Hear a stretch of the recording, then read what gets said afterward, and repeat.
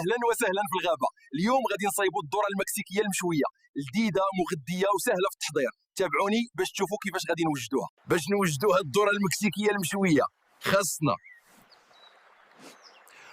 4 الحبات ذره، ربع كوب زبده، ربع كوب جبن الفيتا، عصير حامضه، فلفل حار مطحون حسب الذوق، كزبرة مفرومة للتزيين. تابعوا معايا، غادي نوريكم كيفاش نجهزوها بالطريقة المكسيكية الأصلية.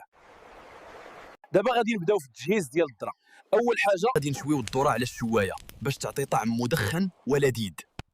خليوها تحمر من جميع الجوانب، ومن بعد غادي ندهنوها بالزبدة ونضيفوا الجبن الفيتا والفلفل الحار باش تعطيها نكهة رائعة. دابا نزيدوا فوق الذره الجبن الفيتا والفلفل الحار، وكذلك نضيفوا الكزبره المفرومه باش تعطيها طعم رائع. واش شفتوا كيفاش ولات لذيذه؟ ها هي الذره المكسيكيه المشويه بالجبن الفيتا والفلفل الحار. دابا غادي نذوقها باش نشوفوا الطعم. الذرة المشوية مع الجبن الفيتا والفلفل الحار كتجي لذيذة بزاف. إذا عجبتكم الوصفة ما تنسوش ديروا لايك وتشاركوها مع أصحابكم، وتشتركوا في القناة ديالي باش تبقاو ديما مع بيغ فوت في المطبخ ديال الغابة.